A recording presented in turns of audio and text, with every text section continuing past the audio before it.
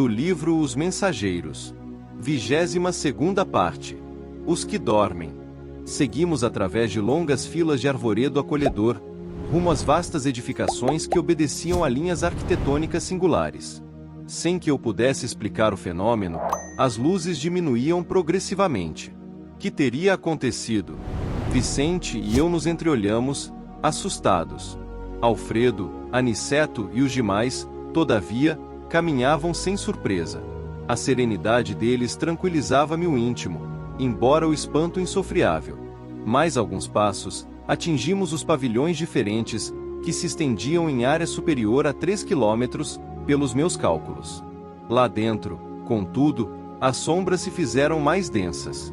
Conseguia distinguir, vagamente, os quadros interiores, observando que se tratava, a meu ver, de espaçosas enfermarias com teto sólido, mas semiabertas ao longo das paredes altas, dando livre passagem ao ar. Dezenas de operários, devotados e operosos, seguiam-nos em absoluto silêncio. Alfredo era o único a falar, notando-se, contudo, que se fizera extremamente discreto nas palavras. Tudo isso me dava a impressão de haver penetrado um cemitério escuro, onde os visitantes fossem obrigados a guardar todo o respeito aos mortos. Com estranheza, notei que um dos servidores entregará ao chefe do posto pequenina máquina, que Alfredo nos deu a conhecer gentilmente, explicando: "Este é o nosso aparelho de sinalização luminosa. Estamos no centro dos pavilhões a que se recolhem irmãos ainda adormecidos. Temos aqui, presentemente, quase 2.000. Os numerosos cooperadores dirigiam-se, em ardente silêncio, para a zona de serviços que lhes competiam. Depois de pequena pausa, falou o administrador com firmeza: "Iniciemos o trabalho de assistência." Ao primeiro sinal luminoso de Alfredo, acenderam-se numerosas lâmpadas elétricas, e então, dominando, a custo, a primeira impressão de horror, vi extensas filas de leitos ao rés do chão, ocupados todos por pessoas mergulhadas em profundo sono. Muitos tinham um semblante horrendo. Eram muito poucos os que traziam as pálpebras cerradas, parecendo tranquilos. Em quase todos, estampava-se-lhes nos olhos, aparentemente vitrificados, o extremo pavor e o doloroso desespero da morte. Cadavérica palidez cobria-lhes a face. Recordando a literatura antiga, pensei nos velhos túmulos egípcios. Tínhamos, diante de nós, centenas de múmias perfeitas. Raríssimos pareciam dormir um sono natural. Aproximando-se de nós outros, Alfredo falou a Aniceto, em particular: "Infelizmente, não podemos atender a todos." "Por quê?" indagou nosso orientador, comovido. "Estamos aguardando pessoal adestrado. Tenho aqui a colaboração de 80 auxiliares para este gênero de serviço. Entretanto, não pode cada qual atender a mais de 5 doentes de uma só vez. À vista disso, dos nossos 1980 abrigados, separei os 400 mais suscetíveis de próximo despertar, a fim de submetê-los ao tratamento intensivo. E os demais recebem alimento e medicação mais densos uma vez por dia." Aniceto calou-se, pensativo. Profundamente tocado pelo que via, inclinei-me instintivamente para o abrigado mais próximo, tentando examinar-lhe o estado fisiológico. Identifiquei o calor orgânico, a pulsação regular e os movimentos respiratórios, embora verificasse a extrema rigidez dos membros, como que mergulhados em imobilidade catalética. Indescritível impressão apoderou-se de mim. Levantei-me assustado, dirigi-me a Aniceto com a máxima discrição e interroguei: "Explicai-me, por Deus, que vemos aqui? Estamos, acaso, na moradia da morte, depois da morte?" O instrutor sorriu, complacente, e explicou em voz quase imperceptível: "Sim, André, este sono é, verdadeiramente, avançada imagem da morte. Aqui permanecem, com a bênção do abrigo, alguns milhões dos nossos irmãos que ainda dormem. São as criaturas que nunca se entregaram ao bem ativo e renovador em torno de si, e, mormente, os que acreditaram convictamente na morte como sendo nada, o fim de tudo, o sono eterno.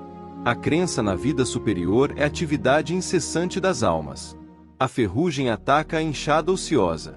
O entorpecimento invade o espírito vazio de ideal criador.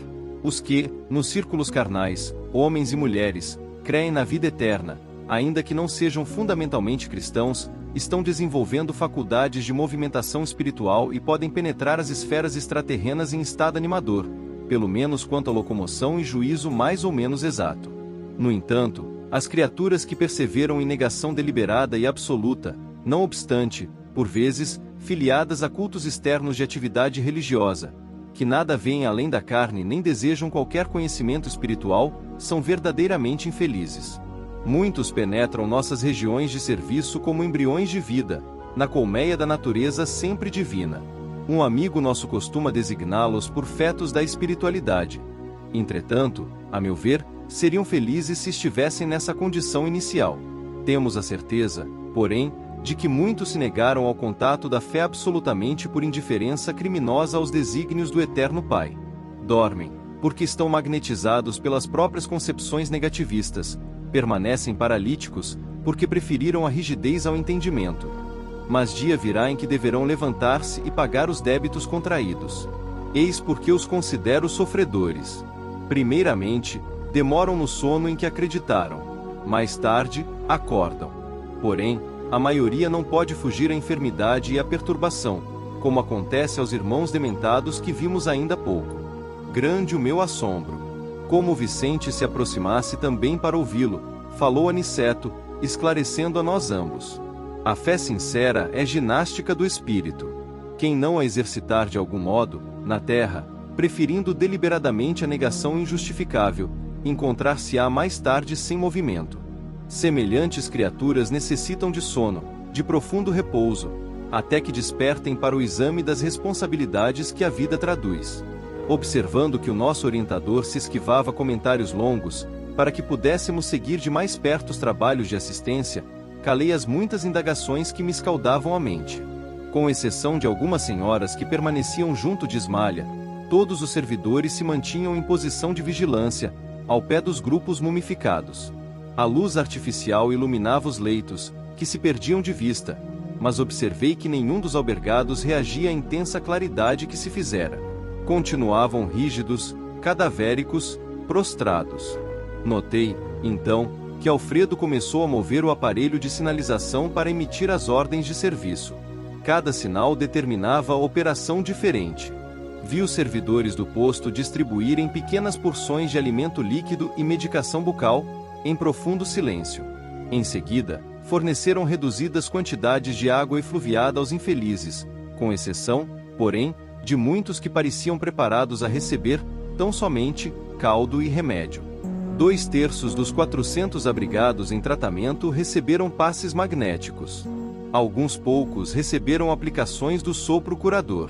Todos os movimentos do trabalho eram transmitidos pela sinalização luminosa, partida das mãos do administrador, que parecia interessado na manutenção do máximo silêncio. Impressionado com o que via, perguntei ao orientador, em voz baixa, a razão de alguns enfermos não terem sido beneficiados com a água e com o socorro de forças novas, através do passe e do sopro vivificante. Aniceto, todo bondade, inclinou-se aos meus ouvidos, com a ternura de um pai ansioso por tranquilizar o filhinho inquieto, e falou: cada um, na vida, meu caro André, tem a necessidade que lhe é peculiar. Aqui, compreendemos com amplitude esse imperativo da natureza.